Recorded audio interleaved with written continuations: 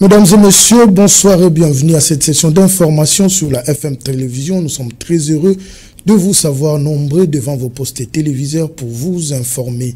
Ouvrons cette édition par une brève de la présidence de la République après avoir assisté à la cérémonie d'ouverture du 9e forum sur la coopération Chine-Afrique FOCAC 2024. Ce jeudi à Benjin, le président Félix-Antoine Tshisekedi Tshilombo a eu un tête-à-tête de plus d'une heure avec son homologue burundais Évariste Ndayishimiye. Les deux dirigeants qui entretiennent des relations fraternelles ont échangé autour de sujets d'intérêt commun, notamment la coopération bilatérale et la situation sécuritaire dans l'Est de la République démocratique du Congo. Quittant la présidence de la République pour l'Assemblée nationale, la société civile du Nord Kivu, de l'Ituri et du Sud Kivu donne l'alerte sur le délabrement de la situation sécuritaire dans leurs provinces respectives.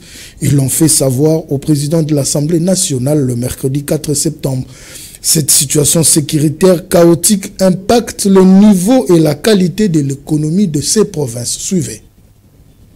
La situation sécuritaire et la paix sociale de la population de l'Est de la République démocratique du Congo préoccupent tant soit peu le président de l'Assemblée nationale, le professeur Vital Kamerhe. Le mercredi 4 septembre, il a consacré une bonne partie de son temps à l'écoute des interpellations et doléances des populations de la province du Sud Kivu, du Nord Kivu et de l'Ituri à travers leurs sociétés civiles respectives. Les préoccupations majeures exposées au speaker de la Chambre basse du Parlement ont tourné autour des conséquences sociales et économiques de l'agression rwandaise et ougandaise dont souffre la population dans ces trois provinces. Il s'agit entre autres de la présence de plus de 700 000 déplacés internes à Minova dans les territoires des Kaléé suite à la situation sécuritaire à Massissi. La multiplicité des groupes armés responsables de plusieurs dégâts humains et matériels. Des mouvements incontrôlés des populations non identifiées en provenance des pays agresseurs, les attaques dans les villages et camps des déplacés internes, l'augmentation des tracasseries et multiplicité des barrières, l'exploitation illicite des minerais par les groupes armés. Cette situation sécuritaire chaotique impacte les niveaux et la qualité de l'économie de ces provinces qui subit un délabrement du jour au jour, causant une baisse du niveau de vie de la population. À cela s'ajoute une forte dollarisation de l'économie et une baisse considérable de la mobilisation des recettes. Nous venions faire le suivi du plaidoyer que nous avions fait en 2021. Et comme l'Est du pays, vous savez la situation que nous traversons de l'insécurité récurrente, en 2021, ce n'était pas comme aujourd'hui.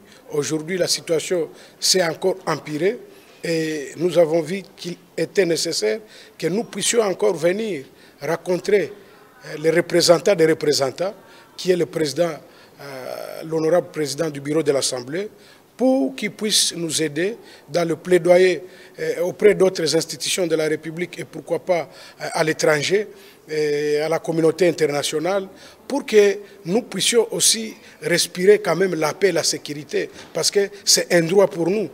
Ils ont sollicité au président de l'Assemblée nationale de s'investir dans l'amélioration des conditions de vie des militaires et agents de sécurité nationale à travers un contrôle parlementaire très rigoureux sur les fonds décaissés régulièrement pour cette cause, notamment dans les provinces concernées par la guerre. D'autre part, la société civile de ces trois provinces a rappelé au président de l'Assemblée nationale l'urgence de l'envoi d'une assistance humanitaire aux déplacés internes au Nord Kivu et en Ituri. À toutes ces questions soulevées, le président de l'Assemblée nationale, le professeur Vital Kamerhe, a pris bonne note. Il a pris l'engagement de faire parvenir au président de la République, Félix-Antoine Tshisekedi Tshilombo, toutes leurs suggestions très pertinente et de mettre à profit l'Assemblée nationale dans la matérialisation de ces recommandations. Restons toujours à l'Assemblée nationale. L'Assemblée de la jeunesse de l'Union africaine, section République démocratique du Congo, annonce la production prochaine du livre blanc de la jeunesse congolaise. Ils ont échangé le mercredi 4 septembre avec le président de l'Assemblée nationale, Vital Kamerhe, et ont présenté les cahiers de charges qui annoncent dans les prochains jours une tournée dans toutes les provinces. Suivez. Le président de l'Assemblée nationale, le professeur Vital Kamerhe, a échangé avec une délégation de l'Assemblée de la jeunesse de l'Union africaine, section RDC, le mercredi 4 septembre, conduite par Jacques Kamboua, président pays de cette structure. Ces échanges ont brossé succinctement les cahiers des charges de cette structure qui annonce dans les prochains jours une tournée dans toutes les provinces du pays pour aller à la rencontre des réels problèmes de la jeunesse congolaise avec toutes les particularités propres à chaque zone géographique dans les contextes actuels. Cette tournée va permettre à l'Assemblée de la jeunesse de l'Union africaine, section RDC, de produire à l'intention des décideurs un livre blanc en rapport avec la jeunesse. D'autre part, cette délégation a fait un plaidoyer pour que l'Assemblée nationale puisse introduire une ligne budgétaire dédiée au fonctionnement de cette structure. À cette même occasion, Jacques Kamboua a rappelé au président de l'Assemblée nationale la nécessité d'avoir aussi une ligne budgétaire pour soutenir tous les jeunes qui représentent la République démocratique du Congo valablement dans des événements internationaux. Nous avons plaidé pour la cause de la jeunesse en faveur de plus d'attention en termes d'accompagnement, tant législatif que institutionnel pour la jeunesse. Il était aussi question de tabler sur la problématique de la représentation de la jeunesse au niveau des instances internationales, mais surtout la participation de cette jeunesse congolaise à des assises au niveau africain et aussi international. Puisque aujourd'hui, la diplomatie ne se conjugue plus sans la jeunesse. Donc, pour mieux conjuguer la diplomatie, il faut avec la jeunesse, puisque c'est cette jeunesse qui est censée pérenniser tout ce qu'il y a comme action ou résolution qui seront prises. Le président de l'Assemblée nationale, le professeur Vital Kamerhe, a loué cette initiative en insistant sur l'attention qu'il faudra accorder à l'évaluation du niveau des formations et d'instruction de la jeunesse en vue d'avoir les tableaux des potentialités de cette jeunesse en tant qu'acteur du développement économique et social de notre pays. Ceci pourra permettre aux décideurs d'améliorer objectivement les secteurs éducatifs. Il a promis les soutiens de l'Assemblée nationale pour accompagner la section RDC de l'Assemblée de la jeunesse de l'Union africaine dans sa démarche. Parlant tentative d'évasion dans la prison centrale de Makala, le Conseil supérieur de la magistrature rejette en bloc toutes les accusations du vice-ministre de la Justice accusant le magistrat d'être à la base de cette tentative d'évasion. Ils ont fait savoir leur mécontentement dans une déclaration faite le mercredi 4 septembre. Suivez. Au sujet de la tentative d'évasion qui a eu lieu dans la nuit du 1er au 2 septembre 2024 à la prison centrale de Makala et de la note circulaire numéro 008-CAB-ME-JS 2024 du 2 septembre 2024 signée par le vice-ministre de la Justice et garde des Sceaux relative à l'interdiction de transfèrement des détenus préventifs à la prison centrale de Makala et à la prison militaire de Ndolo. À ce propos, le bureau note ce qui suit. La prison centrale de Makala fut construite en 1957 avec une capacité d'accueil de 1500 détenus pour une population de plus ou moins 250 000 habitants de la ville de Kinshasa. Avec l'augmentation exponentielle de la population et l'accroissement de la criminalité, la solution appropriée pour résorber la surpopulation carcérale à la prison de Makala tient à la fois à la construction de nouvelles prisons et maisons d'arrêt et à l'application stricte de la loi sur la détention ainsi que celle sur le régime pénitentiaire.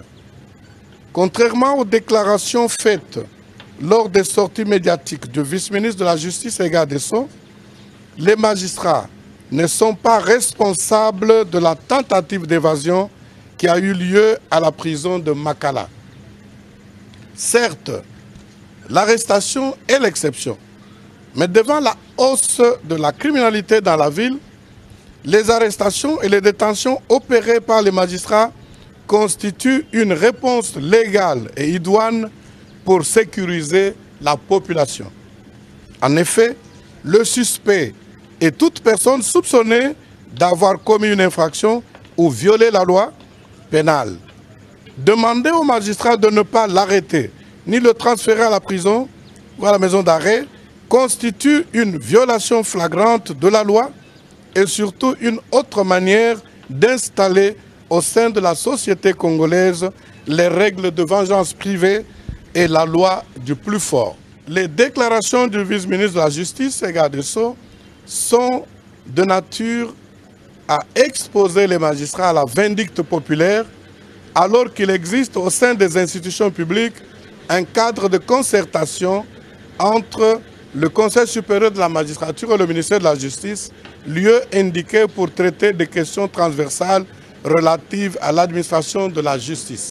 Restons toujours dans la logique de la tentative d'évasion dans la prison centrale de Makala. Cette fois-ci, la SENCO dénonce la banalisation de la vie humaine et appelle à des enquêtes indépendantes. La SENCO appelle le gouvernement congolais à honorer ses engagements, notamment en ce qui concerne la construction de nouvelles prisons pour désengorger les établissements pénitentiaires existants. Les détails dans cet élément. La conférence épiscopale nationale du Congo, SENCO, a fermement condamné les récents événements survenus à la prison centrale de Makala, à Kinshasa, où plus d'une centaine de personnes ont trouvé la mort, dont certaines par balle, lors d'une tentative d'évasion survenue dans la nuit du 1er au 2 septembre. Dans une déclaration rendue publique ce mercredi, les évêques congolais ont dénoncé la banalisation de la vie humaine en République démocratique du Congo et ont appelé à une justice ferme et équitable pour les victimes. Les membres de la SENCO, dirigés par le cardinal Fulgence Mutemba, archevêque de Lubumbashi, ont exprimé leur profonde indignation face à ce qu'ils qualifient de massacre à la prison centrale de Makala, tout en évoquant d'autres tragédies récentes comme les tueries de Goma et de Kilwa, ainsi que le naufrage sur la rivière Lokeni. Ils ont dénoncé la négligence des services de l'État et ont exhorté les autorités à mener des enquêtes sérieuses pour établir les responsabilités. Les évêques ont appelé le gouvernement à honorer ses engagements, notamment en ce qui concerne la construction de nouvelles prisons pour éviter des incarcérations clandestines et désengorger les établissements pénitentiaires existants. La SENCO a également exhorté les autorités judiciaires à engager des poursuites contre les auteurs de violences de droits humains et à les traduire devant les tribunaux compétents. Face à cette situation critique, la SENCO a invité tous les fidèles catholiques et les personnes de bonne volonté à promouvoir la culture de la non-violence, le respect de la vie humaine et à travailler pour l'unité et la cohésion sociale en vue de la restaurer d'une paix durable en République démocratique du Congo. Parlons éducation à présent, lancée maintenant depuis plus de 4 jours, déjà en République démocratique du Congo. La rentrée scolaire 2024-2025 peine à prendre son élan à Kinshasa, surtout dans la commune de Limete, au quartier Kingabwa, où le spectacle reste désolant et fait douter de l'effectivité de la rentrée scolaire dans ce coin de la capitale. Plus de détails dans cet élément de Jansi Elenge et Enoch Mafuka. Lancée depuis le 2 septembre sur toute l'étendue du territoire national, la rentrée scolaire peine toujours à prendre son élan à Kinshasa, la capitale. Dans la commune de Limete, au quartier Kingabwa, la scène est amère. L'on remarque les salles de classe vides et dans d'autres écoles, il n'y a que quelques élèves présents. Pour certains enseignants, cette situation est due au manque de moyens financiers pour la plupart de ces familles, de ces quartiers réputés pauvres dans la ville de Kinshasa, comme l'explique cet enseignant trouvé au lycée Mama Léontine. C'est l'ancienne habitude qui continue. Nous sommes habitués à reporter la rentrée, mais ce n'est pas le cas. La rentrée est effective, comme la maman ministre avait annoncé, mais ici à Kingabwa, il y a timidité. La rentrée est timide. Ici chez nous, il y a peu d'enfants, mais nous demandons aux parents qui continuent encore à garder les enfants dans leur maison, qu'ils puissent nous envoyer les enfants. Même scène au complexe scolaire Bokeli, où plusieurs enfants traînent toujours le pas. C'est aussi dû à la situation économique, mais beaucoup plus sur la culture quinoise. Je ne peux pas dire congolaise parce que dans les provinces, si vous voyez bien, les enfants qui sont là-bas sont habitués de rentrer le jour où la rentrée est prévue. Certaines écoles, à l'occurrence les collèges Okapi, qui essayent de mettre le bouchée double en introduisant les nouvelles technologies de l'information et de la communication afin de donner une éducation de qualité aux élèves de tous les niveaux selon le promoteur de cette école. Nous avons notre stratégie de travail, nous avons nos spécificités. Nous avons instauré depuis un certain moment le système de l'enseignement numérique. On avait commencé déjà par les enseignements en projection et c'était l'année 2020-2021 qu'on avait commencé. Nous avons trouvé que c'est un système vraiment qui nous a aidés, et ce qui a fait que la pédagogie des enfants assimile la matière très bien avec ces systèmes-là. L'année scolaire 2024-2025 traîne encore à vivre son effectivité en sa première semaine. Attendons voir ce que nous dira le prochain jour. En société, retenons que l'ONG de médecins de première urgence s'est décidé de se joindre à la commune de Ngaba pour soutenir l'idée et la vision du patron de cette municipalité, Aimé Francis Lolinga, basé sur l'assainissement de la commune de Ngaba. C'est dans ce cadre qu'ensemble, ces deux partenaires ont évacué les immondices sur l'avenue Kianza. Fifi Kalumbwe et Enoch Mafuka, témoins de l'événement.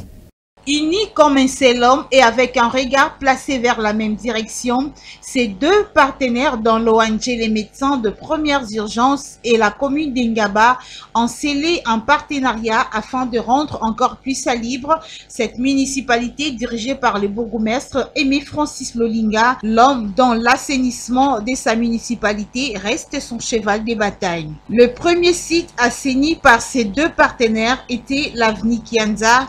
La population était surpris de voir ces assainisseurs bien équipés avec tous les matériaux possibles d'assainissement. Sur place, le travail était bien fait. Curage des caniveaux, coups de balai sur la chaussée, ramassage des déchets éparpillés ça et là jusqu'à l'évacuation de tous les déchets entassés.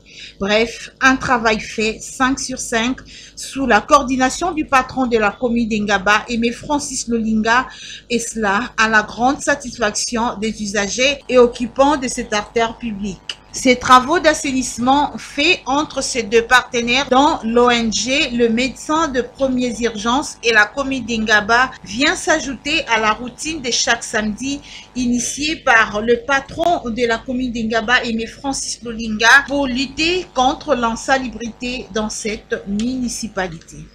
Le président de la fondation Maloua, Maître Maloua Billy Cléophas, a reçu en audience ce jeudi une délégation brésilienne. Ils ont échangé sur la faisabilité d'un partenariat entre Brésil et la fondation Maloua afin de développer le secteur humanitaire en République démocratique du Congo. Ritudi Nanzei et Galor Mouya nous en disent plus. Cette délégation brésilienne en séjour en République démocratique du Congo, précisément à Kinshasa, a jugé utile de rencontrer le président de la Fondation Maloua, Maître Maloua Billy Cléophas, pour conclure un partenariat entre la Fondation Maloua et les institutions brésiliennes. À son arrivée, la délégation a été chaleureusement accueillie par le président de la Fondation Maloua, Maître Maloua Billy Cléophas. Après un bref entretien au siège de la Fondation, la délégation a été conviée à une visite, d'abord dans l'entrepôt de la Fondation, ensuite dans les installations de la Fondation Maloua ainsi que celle de la FM Télévision. Arrivée sur le plateau de la FM Télévision, Madame Béatrice, journaliste brésilienne qui faisait partie de la délégation, a apprécié le travail abattu par le président de la Fondation Maloua. Je remercie beaucoup, je dis vraiment merci beaucoup de l'avoir reçu. La Fondation Maloua, il a vraiment beaucoup aimé la Fondation.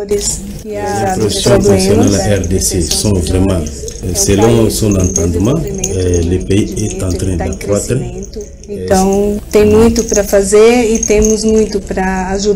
Il y a beaucoup à faire et étant International Management et Consulting et le CO, elle a dit moi aussi a beaucoup aidé la fondation.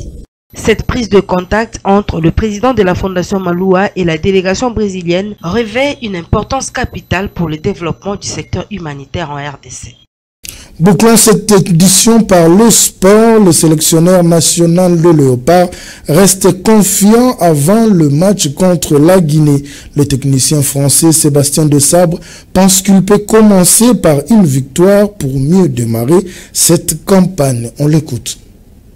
L'état des lieux est que tout le groupe est au complet. J'avais sélectionné 25 joueurs. On a malheureusement un joueur qui sera indisponible sur ces 2 matchs, qui est le jeune Mouko, qui est arrivé avec une blessure à la cheville après son match contre le Paris Saint-Germain. Donc il va repartir un petit peu plus tôt pour aller se faire prendre en charge à Lille. Après on a tous les joueurs qui sont opérationnels pour le match de demain. Donc on va dire que tout est... il nous reste un entraînement cet après-midi et puis logiquement après on se présentera demain avec 23 joueurs qui seront opérationnels à 100%. Si vous doutez de Chancel, c'est que vous ne le connaissez pas. Je pense que vous le connaissez bien. C'est quelqu'un qui s'est entraîné régulièrement à l'OM, qui a même fait des matchs avec l'équipe réserve également.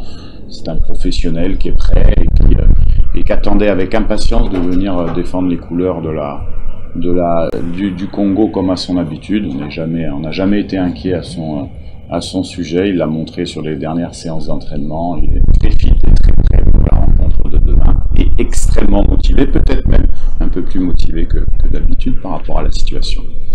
Chaque match a sa vérité. Là, on est lancé dans une nouvelle compétition. Il y a 6 matchs qui vont être très rapprochés en 3 mois. Le match de demain est forcément important parce que on joue à domicile et on lance une nouvelle campagne. Ils sont importants, mais ce sont des matchs qui ne sont pas décisifs non plus pour la qualification. Vous savez, l'objectif de cette campagne est d'être à la CAN au Maroc, et pour être à la CAN au Maroc, il y a un règlement qui est clair, il faut être premier ou deuxième du groupe sur les 4, donc ça c'est l'objectif final. Donc on va recevoir une bonne équipe de la Guinée qu'on connaît bien, même s'il y a eu un peu des changements ces derniers temps.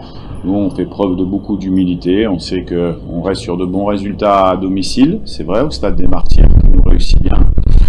Maintenant on travaille de manière très professionnelle. Quand je vois sincèrement mes joueurs comme ils montent dans l'avion pour venir en sélection et qu'ils se mettent à la disposition de la sélection nationale, pour un sélectionneur c'est fantastique d'avoir des garçons de cet état d'esprit là. Demain c'est un match, on va voir si on fait un bon match, si on fait un match moyen. En tout cas ce qui est sûr c'est que sur le terrain, comme on a notre habitude, on lâchera pas grand chose. Mesdames et messieurs, c'est par ici que nous mettons un point final à cette session d'information.